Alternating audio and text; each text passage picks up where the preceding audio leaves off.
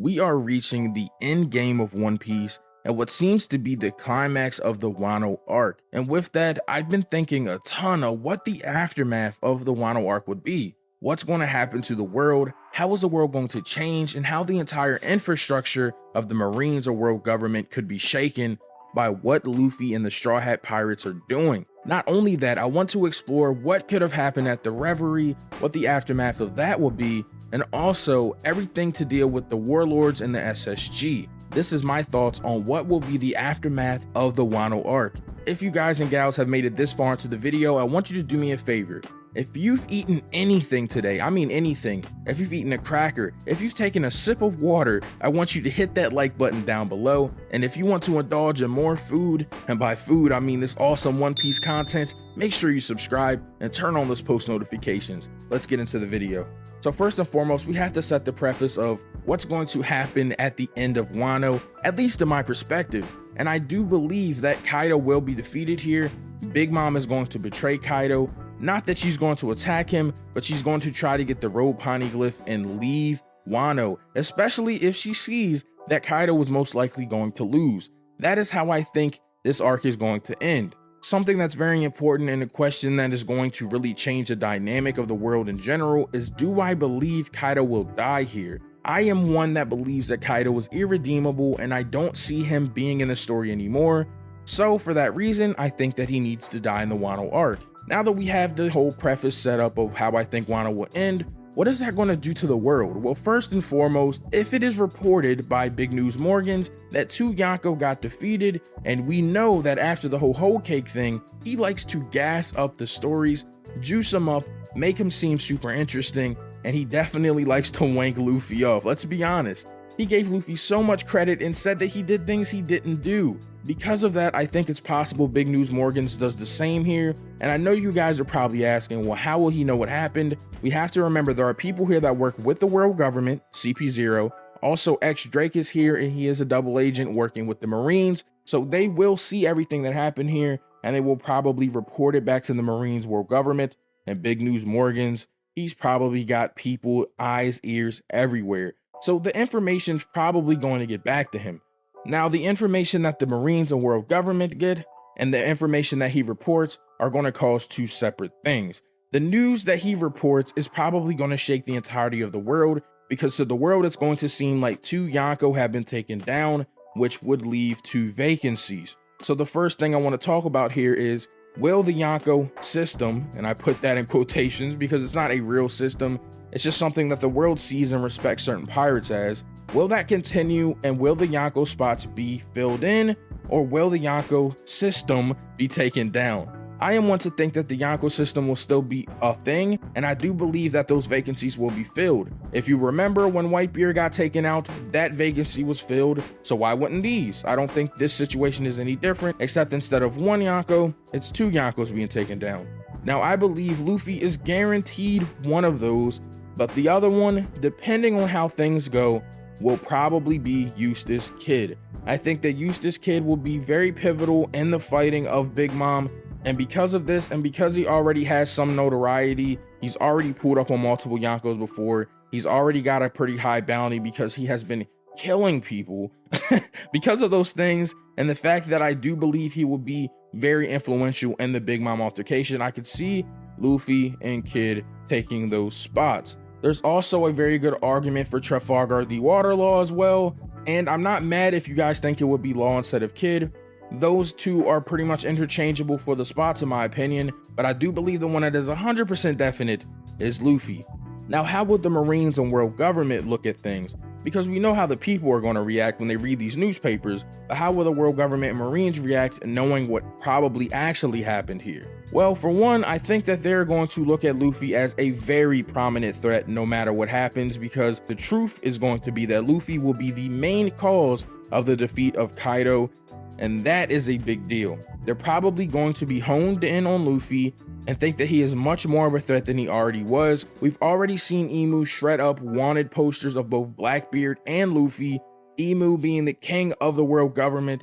If he's saying that Luffy and Blackbeard are a threat and then this thing happened, I think it's kind of solidified here. Luffy is very scary to them. Because before, remember, He wanted to be Pirate King, he wanted the One Piece, he wanted to get the Laugh Tale, and all of those things seemed laughable to a lot of different people. But now that he's taken out a Yonko, and not just any old Yonko, Kaido, the King of the Beast, it's becoming real. It's going to become real to the world government and Marines, and they are probably going to overreact to what happened. Because this kid is not just a kid now, he is a grown man in a pirate world, living his dream, living his true freedom, and that is scary to the world government. Remember that. Now that we talked about the world government, the Marines, and how the world will probably react to two Yonkos being taken down, I want to talk about the Reverie Aftermath, because I do believe we're probably going to get an info dump with a bunch of information about Sabo.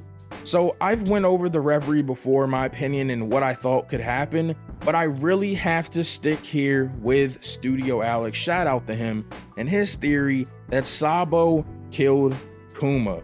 In Studio Alex's theory, he basically talks about how Sabo said they were there to save Kuma no matter what, and he believes that Sabo seeing Kuma in a state where he cannot be returned to his original state, the best way to save him was to take him out of his misery, and that's why he believes Sabo killed Kuma. So the fact that Big News Morgans, we know that there's a confirmed death, there was a murder attempt that failed, and that the Warlord System got abolished and SSG got announced, right? Studio Alex believes that the confirmed killing was Kuma. And I think it makes sense because what's more cool than seeing on a newspaper the Warlord System abolished, but also one of the former warlords got murdered by the second in command of the Revolutionary Army. So I think that's why they didn't seem sad when they were looking at the newspaper. When I say them, I mean Dragon. But when he looked at it, he was shocked. He was like, oh no, this is bad.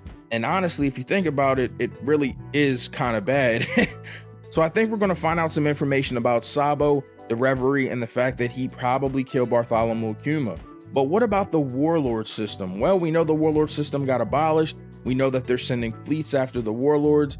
But what is going to happen with these fleets? I think if any of the warlords are going to get captured, it's probably going to be Boa Hancock. We do know that Kobe confirmed is on the fleet going to Boa Hancock, but we don't know if other people are with him, and I believe someone is with him, and that person is Fujitora, the Admiral of the Marines.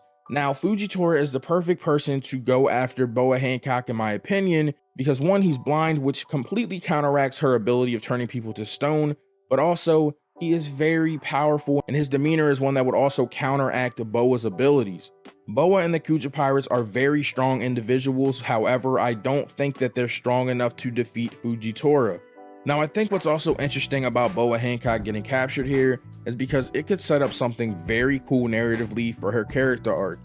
We know the reason she hates men is because her and her sisters were former slaves to celestial dragons.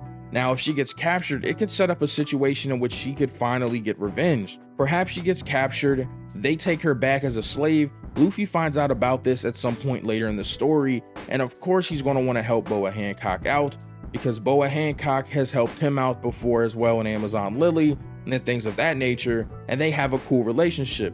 Luffy isn't in love with her like she's in love with him, but he does see her as a friend and a comrade. Because of this, I don't think that he would allow her to be captured for good, and this could set up for her to get freed by Luffy and the others, and then get revenge on the celestial dragon that had her as a slave.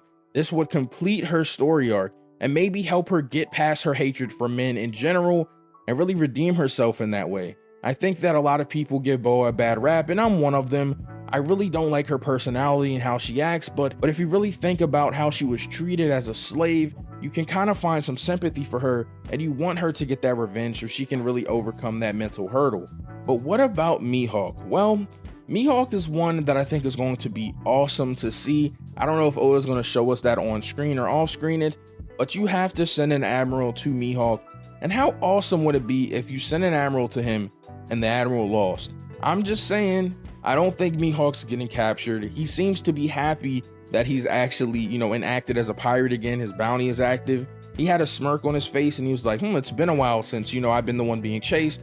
So he seems excited, and he seems to be really thrilled about the fact that they're going to be coming after him. Because of that, I don't think he's going to get captured. I think he's going to clap whoever goes after him. I don't know who it'll be, but it needs to be an admiral. You can't send no vice admiral after Mihawk unless it's like Garp.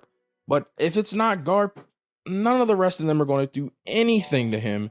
And I think it's going to be hilarious to find out what happened when they did try to go after Mihawk, even though I think Oda's probably going to off-screen it because it's a top tier fight, and we don't get to see those often unless it's involving Luffy for the most part.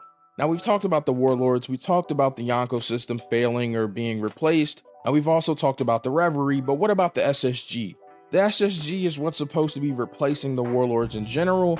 What could it possibly be? Well, a lot of people think it might be super like cyborgs. They think it's going to be like Kumba, but maybe based off of someone else and even stronger. That is a possibility. Some people think that it's an actual team of secret Marine members that we haven't heard about that are like super strong and top tier fighters. Some people feel like it might be some sort of weapon, like it might be a Bluster Call 2.0 that's way stronger and more pinpoint accurate. There are so many different thoughts on the SSG and what it could be, but it is a creation of Vegapunk, so no matter what it is, it's going to be completely insane, and I really can't wait to see what the SSG is going to be. Now, will we get it right after Wano? Well, perhaps we will. If they give us information on the Warlords right after Wano, we might actually get to see the SSG, for the first time, and it might be revealed to us. I think that no matter what though, the SSG is going to be awesome, and we're all going to love it. But I think what we can agree on here is no matter what happens after Wano, this info dump is going to be something infamous, something awesome, and we're going to learn a lot of information about things we've been wondering about for a long time. Of course, this is just my ideas on what could happen after Wano, but I want to know all of your thoughts, so make sure you comment down below. Let me know what you think is going to happen after Wano is over. Also, my Discord link is down below as well. Make sure you click that and join the Synsei Grand Fleet server. And as always, I hope you all are staying safe and healthy during these trying times. This has been Synsei Inc., and I will see you all in the next video.